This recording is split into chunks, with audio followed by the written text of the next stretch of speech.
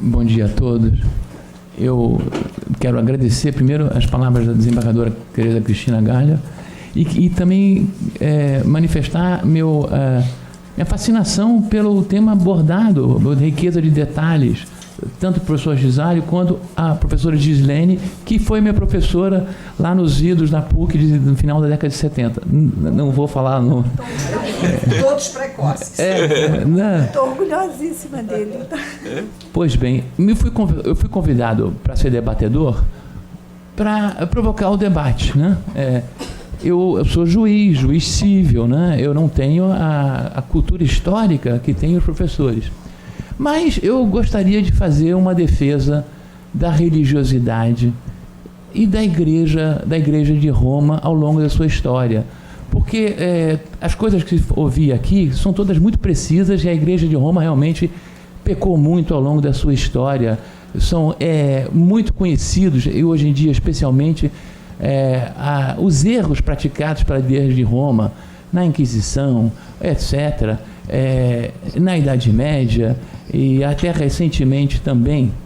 Porém, meu desafio é justamente fazer uma defesa da Igreja de Roma e da religiosidade e lançar umas certas questões para os nossos debatedores, para os nossos professores.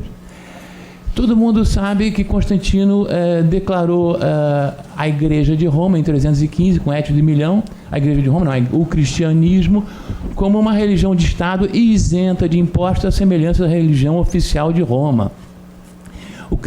Isso muito por influência da mãe dele, Santa Helena. O cristianismo, então, deve às mulheres a sua grande expansão. As mulheres do século IV, o século III, que foi um período muito conturbado por Roma, e Roma precisou, o Estado quebrou e teve que recorrer à caridade em grande escala. As mulheres, as matronas romanas, que se abraçaram essa rede de caridade que a igreja montou de emergência, e isso foi responsável pela grande expansão do cristianismo nessa época do Império, nas convulsões do século III. Quando entra o século IV, Constantino vê o interesse político de abraçar a Igreja de Roma, até para legitimar seu poder imperial, mas também por influência materna de Santa Helena. Essa influência materna também é sentida em Santo Agostinho, né? Santa Mônica, mãe de Santo Agostinho, sempre se lamentava da condição, da vida libertina que ele levava,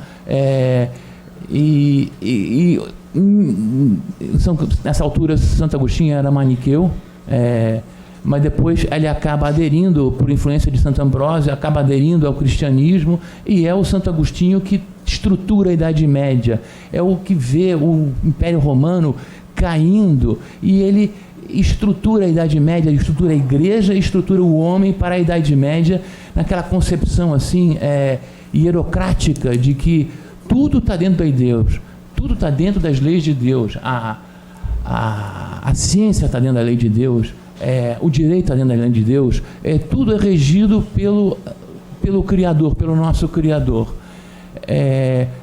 Essa versão agostiniana totalista do mundo, né, vai se prorrogando até o século XII e XIII, em que o Renascimento romano vai trazendo luzes muito por obra de outros santos, São Tomás de Aquino, São Bonaventura, Santo Antônio de Lisboa, absorvendo aquele conhecimento antigo de Aristóteles, introduzindo o pensamento dialético e respondendo a uma questão que era a aparente dicotomia entre ciência e fé. Era moda na Universidade de Paris, na Universidade de Teologia, o estudo de Averroes. Averroes havia sido um sábio cordobês, muçulmano, que se debruçou para o Aristóteles, e ele foi traduzido para o latim através de Toledo, e o mundo então descobriu Aristóteles muito através de Averroes, e se deparou com esses elementos assim, ateus, vamos dizer, pagãos de Aristóteles sobre a criação. Segundo esse Averroes, o Deus, Averroes que era muçulmano, né, o Deus da criação era um Deus que, após ter criado, estava descansado. A criação, a natureza se regia por si só, né? Ele praticamente tenha sido posto do lado, porque a ciência sensível andava por si só. Foi Santo Tomás de Aquino e São Boaventura e que conciliou essa ideia de fé e ciência, sempre se flexibilizando. A igreja, ela teve uma capacidade de adaptação, a igreja de Roma, que nenhuma outra igreja apresentou. Nós criticamos os erros da nossa igreja de Roma, mas não podemos acusá-la de ser mais rigorosa do que o islamismo, nem do que o judaísmo, nos costumes sociais. Pelo contrário, ela evoluiu e ainda continua evoluindo. Quando é descoberta a América e os europeus se deparam com uma população indígena completamente surpreendente, uma nova questão se põe. Esses índios, o que a gente faz com eles? Vamos escravizar? Vamos enfiar grilhões neles e botar num navio e pôr para trabalhar na Europa? Obviamente surgiram interesses nesse sentido. Imagina o manancial, o estoque de carne humana para ser usada como mão de obra. A igreja que pôs um freio nisso. Não, esses cristãos, esses índios têm que ser cristianizados, eles têm alma. E foi pensadores de Salamanca e Coimbra, como Francisco de la Vitória Aspicueta, que bateu firme sobre isso. No mundo protestante anglo-saxão não houve tanto essa preocupação. E continuamos. Hoje em dia, depois de tantos períodos laicizantes, a gente vê o mundo ainda extremamente religioso. Olha, até no Brasil está se assistindo um renascimento da religiosidade. Por quê? Porque o laicismo e o ateísmo não atendem à nossa aflição existencial. Vamos usar, esse cara é um padre, tá? Eu não sou religioso, sou católico, mas não sou pouquíssimo religioso. Vou muito pouco à missa. Mas eu gosto de estudar e tenho que reconhecer alguns fatos históricos que são inerráveis. Hoje em dia, quem é a maior autoridade dos líderes mundiais? Quem é a maior autoridade moral? Não é o Trump, não é o Putin, é o Papa. É o Papa. Quando o Papa condena alguma coisa daquela maneira suave, aquilo ali fatalmente influencia muito mais do que um fake news que o Trump pode mandar. Por quê? Poder moral, poder de adaptação. Então, eu queria, então, voltou-se ao casamento. Ora, o casamento como contrato, o casamento como sacramento, né? Será a igreja foi aquela instituição que mais lutou na primeira hora, na Alta Idade Média, para que o casamento tivesse o consentimento da mulher. Na família romana, embora a mulher tivesse uma personalidade jurídica reconhecida, havia um pátrio-poder que mais ou menos autorizava ou não os casamentos. A igreja é que se debateu para que não, o casamento tem que ser consensual da mulher, tem que ser consensual. No mundo germânico, a mulher não tinha essa personalidade jurídica. Não, mesmo assim, não é que a mulher não fosse importante.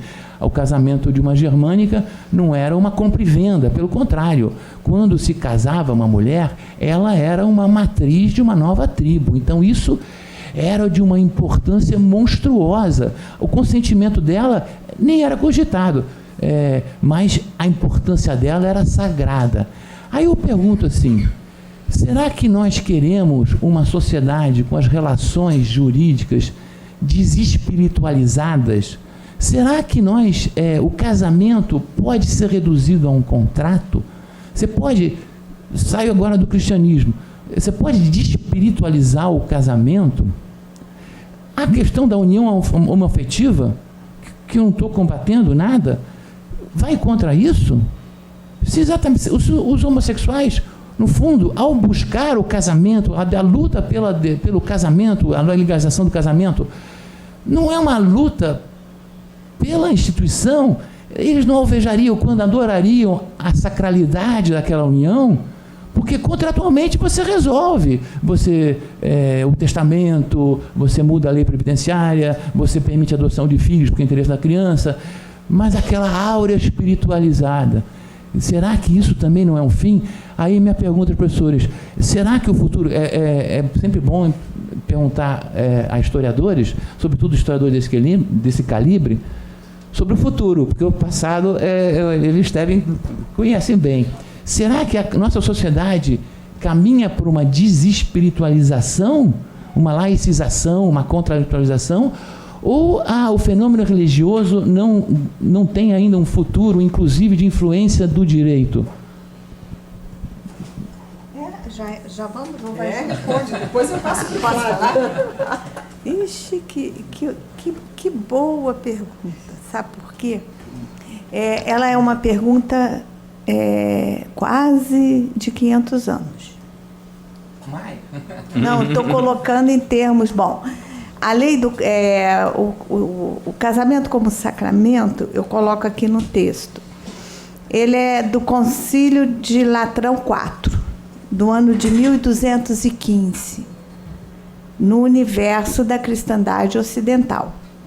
Né? Não sei muito pouco da cristandade oriental, sei que, para os historiadores europeus, a Europa existe do 2º milênio para cá. A Europa e a civilização ocidental, que é essa, eu acho que coincide com a sua datação, né? Da condensação e da síntese que os padres da Igreja fazem do 2º milênio para cá. São os 4 concílios de Latrão, e o 4º discute casamento, introduz a ideia, introduz a confissão como sacramento, ela não existia como sacramento, e introduz o casamento como sacramento, e como um sacramento indissolúvel. No Renascimento, coincide com as reformas religiosas, os problemas apareceram, sempre apareceram. Não é uma coisa do homem moderno dissolver as relações amorosas. Sempre teve esses problemas, e os problemas jurídicos advindos da falta da fórmula jurídica para você pactuar as relações sociais.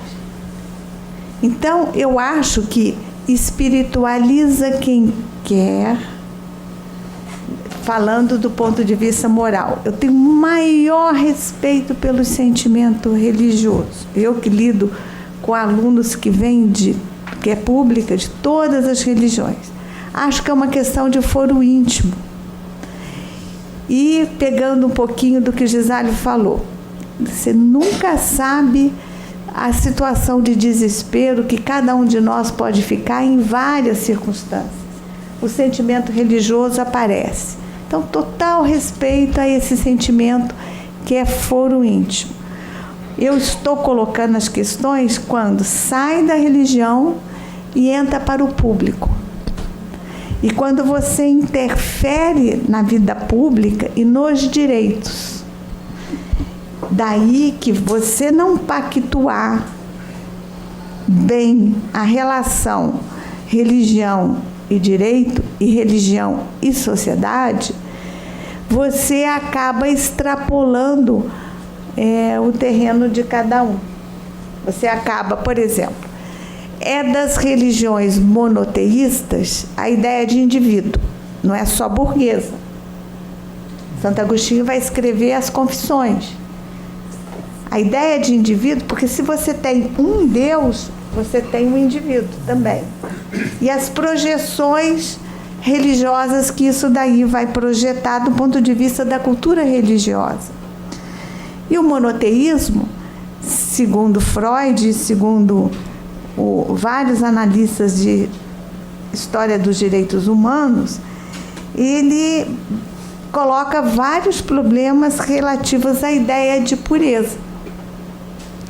Porque ele não admite outros deuses, a não ser o seu Deus. E isso vai ocorrer em todas as religiões monoteístas, especialmente naquele bolsão d'água do Mediterrâneo, das religiões oriundas do Velho Testamento. São 3 religiões monoteístas importantes, abrange contingentes da humanidade nas cifras de bilhões de pessoas, que é o judaísmo, o cristianismo e o islamismo.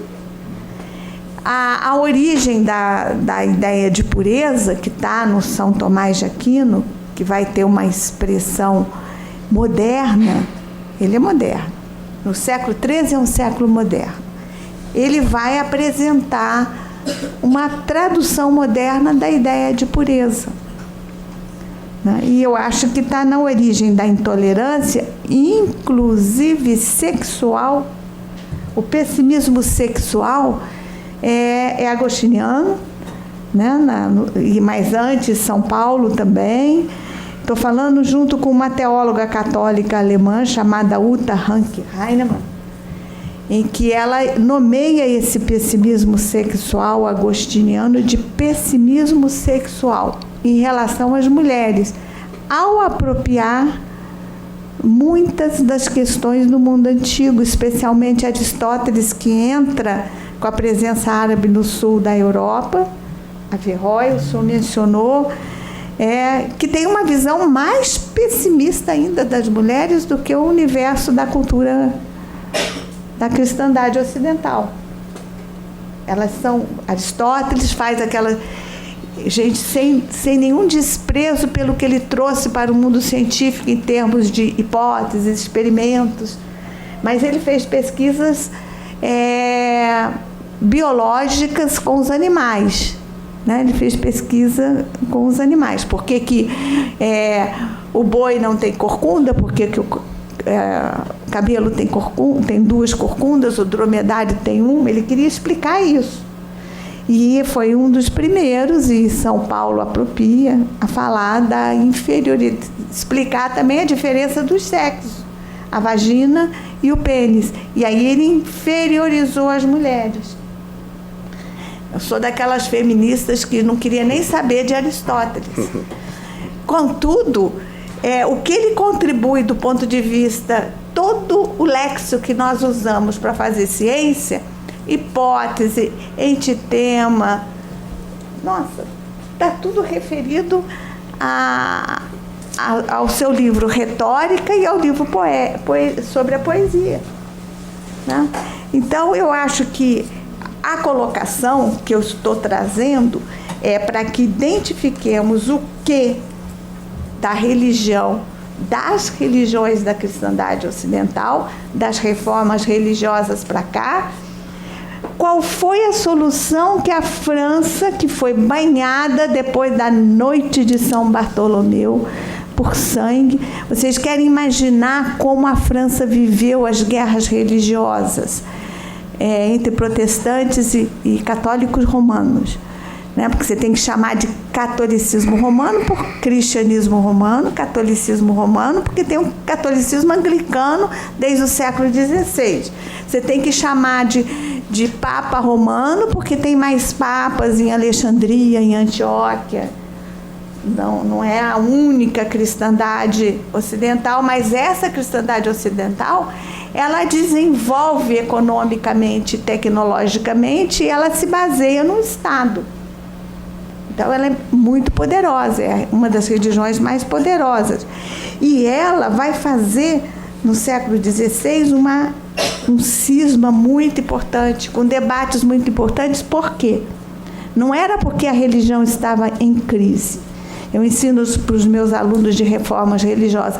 Era porque muito mais pessoas queriam participar da salvação. Pelo contrário, é porque a religião estava atingindo o laicado e o laicado queria participar. Então, é aumento de religiosidade que faz as reformas religiosas. A França Por que que dentro do catolicismo a França foi o primeiro lugar onde se propôs casamento civil? Aí já não estou falando de casamento misto, que é de pessoas de religião diferente, que dá um nó jurídico, dava um nó jurídico. Por exemplo, eu estou falando de proteção jurídica, de garantias jurídicas. Quando um católico casava-se com uma protestante e ele queria se separar da protestante, no direito civil eclesiástico brasileiro, estou falando do Cândido Mendes no século XIX, ele podia simplesmente ou se ele fosse protestante e ela protestante, ele se convertia ao catolicismo, virava um outro homem e podia se casar de novo e não devia pensão nem para a mulher nem para os filhos. Esse caso está relatado de uma alemã Scheibe pelo Joaquim Nabuco, filho do Nabuco de Araújo, como um problema que assodou o campo jurídico brasileiro em meados do século XIX. Como resolver o problema dela? Com 3 filhos e o cara dizendo que ele é outro homem, casou, o casamento dele agora é outro. E a solução política e não teológica, acho que o senhor puxou a questão para a teologia. A solução política que a França até hoje é um país bem dividido entre católicos e calvinistas, né? Que está ali muito próximo da Bélgica, que é católica, mas muito próxima da Holanda, aliás, os Países Baixos criaram 2 países, um católico e outro protestante, a Bélgica e a Holanda, que era a proposta do chanceler do Foreign Office inglês, à época, logo no período depois da Primeira Guerra Mundial, para que se criasse no Oriente Médio 3 estados, um para cada religião, para resolver a guerra religiosa. São todos 3 fundamentalistas religiosos. Como fundamentalista, não permite os casamentos mistos. Para o papado romano, os protestantes que iam se casar com católicos aqui no século XIX, o governo imperial tinha que abrir um processo através das relações exteriores em Roma pedindo dispensa matrimonial. Sabe o que significa dispensa? Permissão do Vaticano para que o católico casasse com o protestante. Como esse não tinha um problema religioso com o casamento, porque a França seculariza o casamento para os católicos e as igrejas protestantes abolem o sacramento do casamento. O casamento é um assunto civil. Por isso o Potier tem a questão do casamento civil, e ele está dentro do catolicismo jansênico, e por isso é que a França tem a fórmula do casamento jurídica do casamento civil. Ela não é para você acabar com a ideia dos católicos que querem casar e ter, que eu acho que não é do catolicismo, o catolicismo recomenda o casamento cultural entre os católicos, né? Mas que é o romantismo, que é uma coisa que extrapola as religiões. Você quer fazer um casamento romântico. Eu vejo nos meus alunos que eles têm certeza, como se fosse assim, um achado de revelação divina, que eles vão encontrar o amor da vida deles. No sentido do amor romântico. E isso pode ocorrer em qualquer religião. A questão que está sendo colocada, ela diz respeito à preservação de direitos. E eu estou muito mais preocupada com a proteção jurídica dos incapazes, filhos, os velhos, nessa estrutura de família, com essas leis civis. Não tem agora, cada um faça o seu casamento como queira, até a sua subjetividade ou até as suas fantasias de que seu casamento é perfeito. Ou as fantasias sobre si próprias, cada uma das pessoas. Isso é outro assunto. Eu não estou falando contra as pessoas quererem casar como sacramento. Estou falando que quando isso é exclusivo e quando isso afeta o campo jurídico, João Paulo II, que veio depois de Paulo VI, que foi o Papa do Concílio Vaticano II, que permitiu a mudança do rito tridentino, que, portanto, introduziu a reza nas línguas vernáculas. Eu fui catequizada em latim, eu estudei 5 anos de latim, porque foi antes da Reforma Passarinho, de 69. E eu assisti missa e lia missa em latim. Eu leio latim, normal, como se lê português. Né? Era outra lógica. O rito era tridentino. João Paulo, o Concílio Vaticano II rompe com o rito tridentino e convida observadores, teólogos protestantes, rabinos, são observadores no Concílio Vaticano II. E coloca algumas questões de flexibilização da ideia de pureza, quando ele admite conversar com outros teólogos. Aí vem João Paulo II, 2 anos depois dele ser Papa, ele manda um édito para os juízes católicos do mundo inteiro atrasarem e impedirem os processos de divórcio. Ele recomenda. E isso acontece. Aonde que você tem mais recursinhos, decisões que não satisfazem, porque quando o casal está brigando, e pode ser hetero, pode ser homo, pode ser católico, protestante, da Umbanda, tem uma hora que pode acontecer da relação não dá mais para viver. Ou vai ter morte, sangue em família, ou vai chegar na justiça. Ou vai chegar na justiça. Os caras já chegam ali em frangalhos para falar junto com a ideia do sofrimento. Precisam de uma pessoa que já não recorre ao bispo, porque também o bispo não vai querer resolver o problema, que envolve pensão, para as classes populares partilhar geladeira, fogão, o que seja. É pouco, mas para eles é muito. Chega ali em frangalhos existencial e vai ser julgado por uma pessoa que não está preparada para entender o que ele está vivendo, porque tem uma concepção religiosa do casamento. Eu acho que não cabe ao Estado, e aí respondendo ao senhor bem direto, não cabe ao Estado decidir pela religião dos outros através de uma lei de casamento. Exatamente. É esse o ponto, só isso. Né? Cabe ao Estado julgar as partes civis do processo. Quem fica com qual bem, qual é o montante da pensão que os filhos têm direito. Eu sou contra, por exemplo, pensão para as mulheres.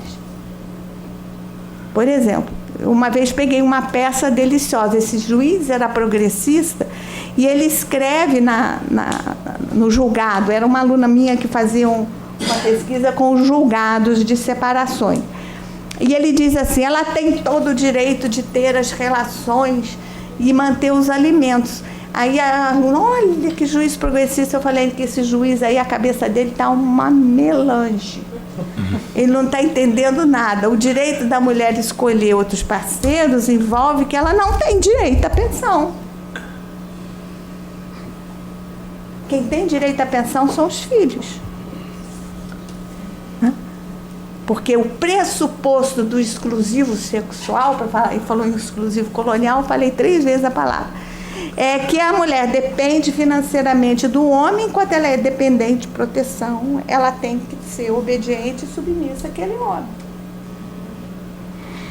Para falar assim, em termos corriqueiros, pessoas, os imigrantes têm essa coisa de direito civil muito na flor da pele. Meu pai é de família libanesa, católica, maronita, mas tem a ideia dos direitos civis.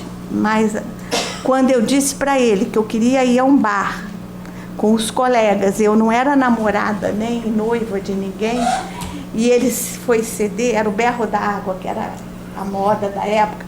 Ele sentou na sala de jantar, passou a mão na cabeça, enfiou a mão no bolso e disse: você paga a sua parte. Ele sentiu que a coisa estava mudada, porque os homens pagavam as contas. E mudou. Depois eu perguntei: por quê, pai? Porque Ele não é seu namorado, não é seu marido, não é seu pai. Você paga a sua parte. Uma clareza. E ele era conservador, autoritário, tudo isso. Mas a clareza do prático da vida. Eu acho que as formações históricas abrangidas pela Civil Law, elas dão nós psicológicos, psicossociais e circunlóquios em decisões que daria muita coisa resolvida se isso estivesse claro para todo mundo. Acho que temos que proteger as crianças, a filiação, as famílias têm que responder civilmente pelos cuidados das crianças. Que história é essa de bota filho no mundo e deixa, aí o Estado é que vai resolver? É mais ou menos isso. Obrigado, professora. Vou passar a palavra para o doutor Flávio, mas eu não sei antes fazer uma observação que é absolutamente... A gente traz isso para perto da gente, né? Esses mesmos problemas judiciários que a professora acabou de mencionar nos casamentos mistos, quando havia separação e a troca eventual de religião para resolver o problema do homem, né? Nós estamos vivenciando hoje com as pessoas trans. É exatamente a mesma, vamos dizer assim, complexidade e dificuldade judiciária. Porque nós temos homens que passam a ser mulheres, ou mulheres que passam a ser homens, homens que já eram casados e tinham filhos, e que, a partir do momento que fazem ou deixam de fazer a cirurgia, porque a cirurgia também é uma lesão corporal que não pode se obrigar, mas mudam o nome, mudam o gênero, querem fazer os ajustes nas certidões dos filhos. E os juízes não sabem resolver isso. Há uma perplexidade enorme. Claro que não são todos, mas há uma grande dificuldade em pensar soluções sem ir ao Papa, né? Para que se resolvam esses problemas que são da ordem prática. O jurista francês Pierre Legendre tem um estudo de caso desses. Pois é, estamos precisando fazer então um colóquio sobre isso. Flávio Willemann. Eu quero agradecer, em primeiro lugar, a desembargadora Cristina Gaulia por mais uma vez possibilitar que eu aqui esteja participando de um seminário envolvendo temas tão atuais. Parabenizar os dois palestrantes que fizeram brilhantes exposições, meu querido amigo juiz João Carlos Fantinato, agradecer a presença de todos e o faço na presença do desembargador Moinhos Pinheiro Filho, que muito nos honra com sua presença. Eu, antes de entrar no tema, desembargadora Gaulia, enquanto a senhora e a professora Gislene falavam de registro, lembrei de uma preocupação cultural da cultura brasileira com registro. Lembrei de uma música do Chico Buarque, quando ele dizia: chega suado e veloz do batente, traz sempre um presente para me encabular. Tanta corrente de ouro, seu moço, que haja pescoço para enfiar. Me trouxe uma bolsa, já com tudo dentro, chave, caderneta, terço e patuá. Um lenço e uma penca de documentos para finalmente eu me identificar. A identificação, de fato, é um problema que aflige a toda a sociedade brasileira, sobretudo das grandes cidades, onde as pessoas estão tão marginalizadas em comunidades que a cidadania não consegue, às vezes, tocar. Mas, como disse o Dr. Fantinato, eu sou um advogado público e, às vezes, ao longo da minha carreira, me deparei muito com problemas envolvendo religião e Estado. Então, o meu enfoque, as minhas provocações que pretendo trazer aos professores vai tratar dessa relação entre Estado e religião, né? Um olhar, certamente, do passado, mas as minhas provocações serão dirigidas aos professores, pensando também, a exemplo do professor Fantinato, um olhar para o futuro. E a Constituição Brasileira de 1988 foi expressa e categórica ao determinar que o Estado é laico. E sabemos todos que a laicidade do Estado impede que o Estado tenha uma religião oficial e impõe ao Estado uma obrigação de não causar embaraços à constituição de religiões ou mesmo não causar embaraços à sociedade, às pessoas de professarem suas religiões. Há uma obrigação do Estado de não ter religião oficial e a obrigação imposta ao Estado de não impedir que pessoas professem qualquer tipo de crença que elas assim entenderem possíveis para serem felizes. E a felicidade é uma virtude que pode estar na religião e pode não estar na religião. E, nada obstante essa ideia de laicidade do Estado, cada vez mais temos percebido que temas envolvendo religião, direito, têm batido à porta do Estado, em suas mais diversas variações. Eu rapidamente mencionaria 4 situações em que direito e religião bateram à porta do Estado. No primeiro momento, a atuação política do Estado. Temos percebido uma crescente interferência entre religião e política. Não só numa perspectiva política eleitoral, onde hoje política acaba influenciando em resultado de eleição, mas também como de gestão pública, quando se tem nomeações para gestão de determinadas áreas públicas cativas à atuação política, à atuação religiosa. Isso impacta demais a relação entre Estado, laicidade do Estado e religião. Um segundo ponto que gostaria de abordar. Em 2017, bateu às portas do Judiciário brasileiro, mais especificamente ao Supremo Tribunal Federal, a discussão envolvendo ensino religioso e laicidade do Estado. E o Supremo Tribunal Federal, por uma maioria muito apertada de 6-5, entendeu constitucional o ensino confessional. Por 6-5. Entendi. E eu fui aluno de escola pública, estudei, tinha aula de religião optativa, fiz a minha primeira comunhão numa escola pública, no interior do estado do Rio de Janeiro, uma escola pública estadual, mas era de religião católica. E o Supremo Tribunal Federal validou o artigo, se não me engano, 34 da Lei de Diretrizes Básicas da Educação, que admite o estudo confessional nas escolas públicas. Terceiro, não envolvendo o judiciário, numa função típica de julgar. O Conselho Nacional de Justiça entendeu possível que dentro dos órgãos públicos, possível que nós tenhamos imagens religiosas dentro de órgãos públicos, num questionamento flagrante de que isso violaria a ideia de laicidade do Estado. E se entendeu que não se estava ali a discutir religião, e sim arte, cultura.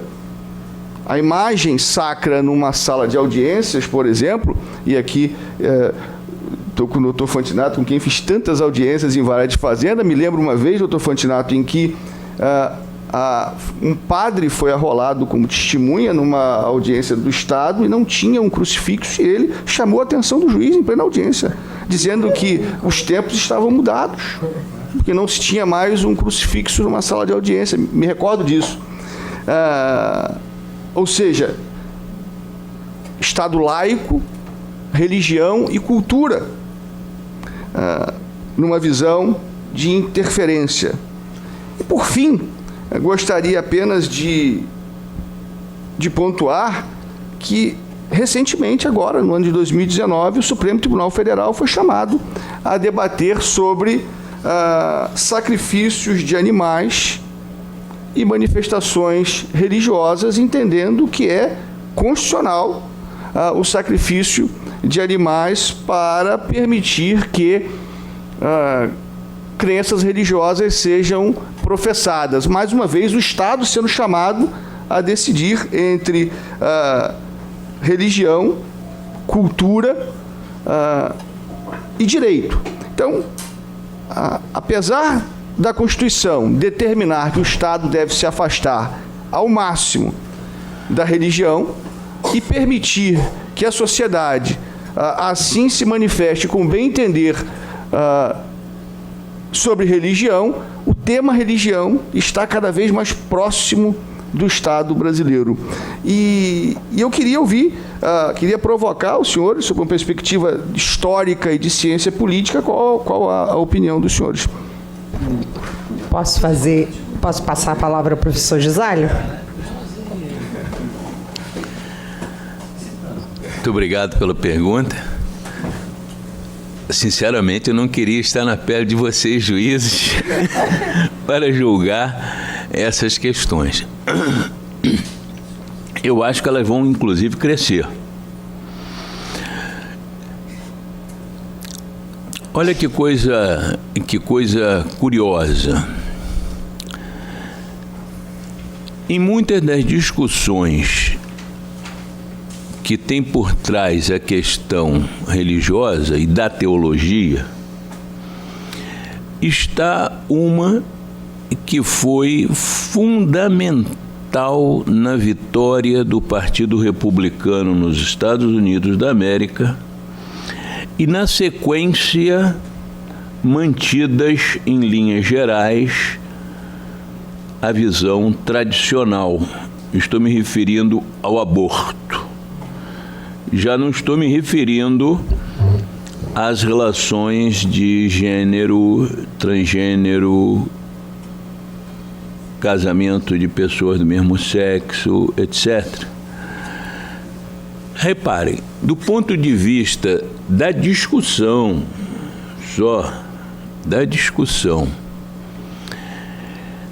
é muito interessante que as urnas de um determinado condado na Flórida que deram a vitória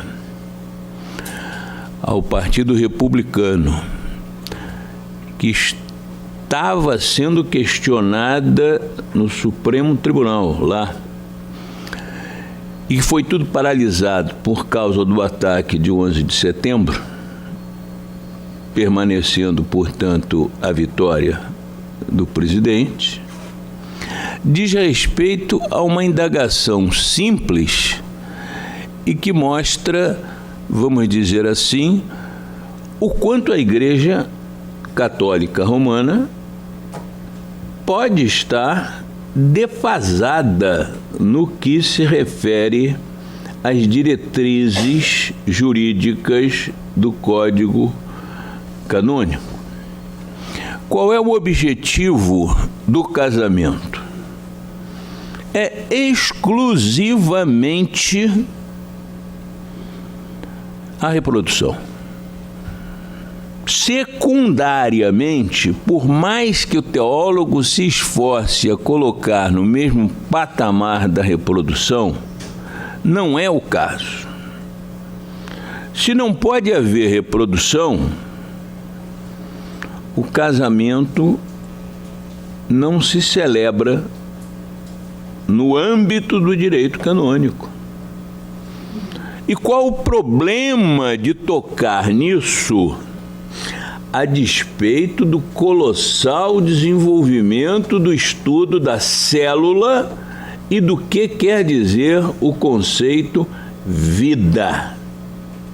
A despeito desse desenvolvimento, a Igreja está aferrada a uma concepção que cada vez tem menos adeptos, que no momento que o espermatozoide encontrou o óvulo e fez-se o ovo, ali está viva a vida, ali está já o ser humano embrionário. Enquanto permanecer esta visão, há um corolário de consequências e a mais significativa é, a meu juízo, essa questão do aborto. nesse tal condado da Flórida, muito interessante, porque parece que foi previamente montado, mas não foi. A vitória minúscula que deu a vitória ao presidente Bush, a vitória minúscula, era dos votos de pessoas idosas que, ao apertarem a cédula com o estilete, não fizeram a força necessária para cair o pedacinho de papel. E o pedacinho de papel não caiu e o voto não se configurou. Significou o seguinte: o voto, por causa da partícula de papel que ficou presa no buraquinho, foi abortado. Eu apresentei um trabalho na Associação Brasileira de Ciência Política. Foi fantástico. Os mais jovens reagiram muito positivamente, mas a velha guarda, você está viajando na maionese. Eu digo, não estou viajando na maionese, nem não estou viajando. Eu estou mostrando só que o que deu o voto ao presidente Bush está conectado com a palavra aborto, no caso do voto, mas que ensejou a disputa no aborto, e aqueles votos eram anti-abortivos. Eu acho que, de fato, nós estamos num momento muito difícil, encruzilhadas mesmo, encruzilhadas, compreende? E nós vamos viver, eu acho, muitas contradições. Eu peço licença só para contar rapidamente esse episódio. Depois da invasão da Hungria, no colégio que eu estudava, católico também, e rezava-se demais entre os maristas, rezava o terço diariamente, mas eu até gostava. Mas eu rezei muito pela conversão da Hungria. Me lembro que o irmão marista dizia assim: não houve nunca um país comunista que deixasse de ser comunista. Todos os países comunistas continuam comunistas, e assim.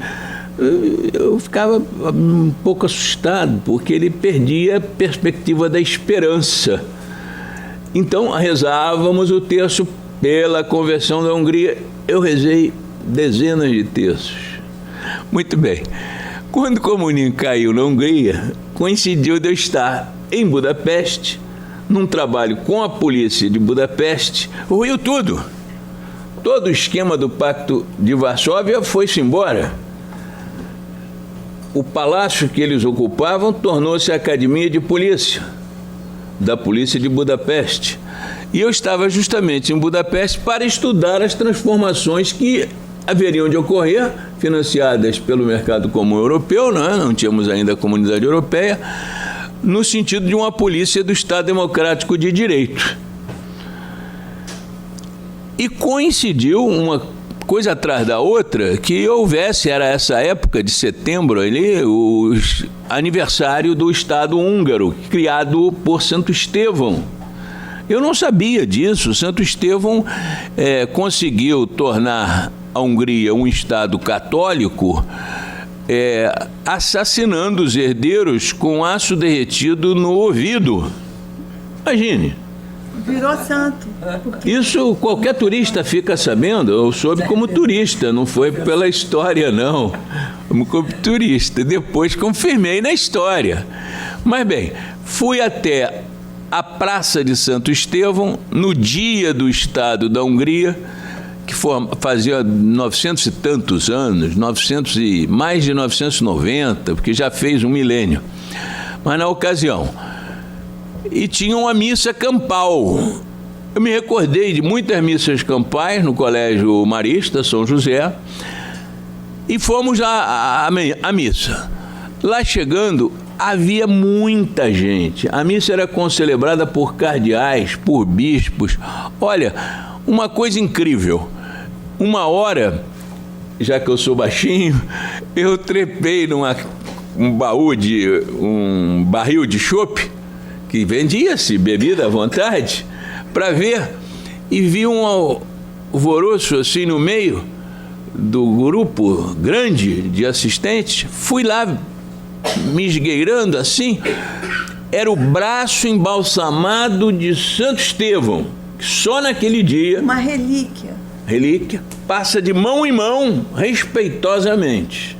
Eu não quis que passasse na minha mão, eu fiquei de longe, que eu fiquei com medo. Fiquei até com medo, não sou húngaro, vai que aquilo cai, sei lá. Mas eu fiquei olhando, piedosamente.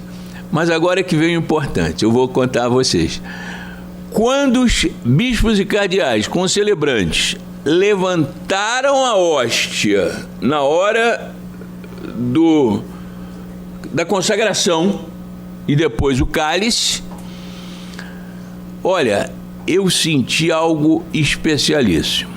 Não durou, confesso a vocês, 20 segundos, mas durou 20 segundos. E 20 segundos às vezes parece uma eternidade. Eu falei para mim mesmo, não é que as minhas orações deram certo? Eu sou um escolhido, porque aí eu caí na real, acabou os 20 minutos, não acreditei nisso. 20 segundos. Segundos, mas acreditei sim que eu era partícipe de um momento singularíssimo na história da Igreja Católica Romana. E de fato era, porque eu nunca podia imaginar ter aquele exemplo na mão, não podia agora retrucar ao professor que dizia que nunca caiu, mas meu desejo era dizer, tá vendo? Olha aí, olha aí. E pouco depois, a União Soviética é que desaparece numa missa em plena Basílica de São Basílio, na Praça Vermelha. De maneira que esses dois aspectos, muito próximos, são sintomas de um crescimento da religiosidade muito forte. E há uma certa tensão aí, porque ao mesmo tempo as pessoas buscam a espiritualidade, a religião, mas buscam também menos sofrimento. Então essa, vou dizer assim, encruzilhada, compreende? No momento que o senhor falava, eu pensava comigo, no exato momento que o professor jurista ressalta que o Estado é laico, a nossa cidade passa por uma brutal caça aos candomblé. Foi aluno nosso lá na UF, o Babalorixá, Ivania. Isso não pode acontecer. Mas está acontecendo um atrás do outro, compreende? Mas eu não acredito que vai diminuir o espírito religioso, não. Não acredito. Como é que as diferentes instituições religiosas, sobretudo as instituições mais assentadas, vão reagir? Não sei. Mas elas precisam mudar, a meu ver, num sentido de minorar o sofrimento humano. Sabe que o sujeito que for separado, mesmo que tenha outra família, mesmo que tenha outros filhos e tudo mais, mesmo que tenha o seu divórcio constituído legalmente e tudo mais, ele é excomungado pelo direito canônico. Isso não mudou. Agora, o dia que o Papa disser, não, peraí, nós vamos mudar isso, aí vai mudar, compreende? Eu acho que há um temor também por parte da Santa Sé de realizar os desdobramentos que o Concílio Vaticano II impôs. Então está todo mundo de olho, eu também estou. Eu posso fazer um... Claro, por favor. Eu queria só completar. Nós da história nunca pensamos futuro, não. Não tem essa condição, inclusive cientificamente, no que podemos ser científicos, porque somos da área de humanas e várias questões se colocam, nós não podemos prever o futuro, porque nós trabalhamos sempre com uma retórica do acontecido, né? Mas é só para lembrar uma coisa muito importante que aconteceu, e aí é um acontecimento. O Brasil foi o maior país da teologia da libertação, com muitas comunidades eclesial de base. Brasil todo, no campo, pastoral operária, pastoral de favelas. E morre Paulo VI, sobe um papado conservador, escolhido a dedo, que é um polonês, enfim. E ele determina o recuo das comunidades eclesiais de base. O Brasil foi muito atingido. Ele sobe ao papado em 78, é quando o Brasil está discutindo a anistia e a redemocratização. Tem até 88, nesses 10 anos, ainda tem muita participação política por justiça e paz, que é o lema de Dom Helder Câmara. Portanto, mexe com a questão dos direitos humanos, os conselhos de justiça, a participação na Constituinte de 88, nos dispositivos legais, no Estatuto da Criança e do Adolescente, nos estatutos de serviço social, de educação, muita participação política. E há uma determinação de retirada da participação política, da teologia da libertação, da política, na América Latina como um todo, e o Brasil foi muito atingido por isso. Ao recuar dessa participação política, abriu-se um buraco, porque quem é que estava preparado para assumir a governação do Estado Democrático de Direito, se não esse militante político católico da esquerda católica?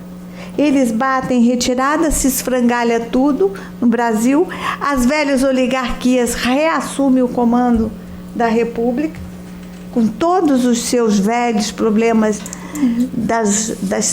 de mamar, de corrupção, ela volta e você não tem vigilância, né? E aí, exatamente nesse vazio, a Igreja de Roma diz que não quer mais essa igreja latino-americana cheia de índio, de preto, de pobre, ecléticos, né? Ela torna-se mais aristocrática, mais fundamentalista.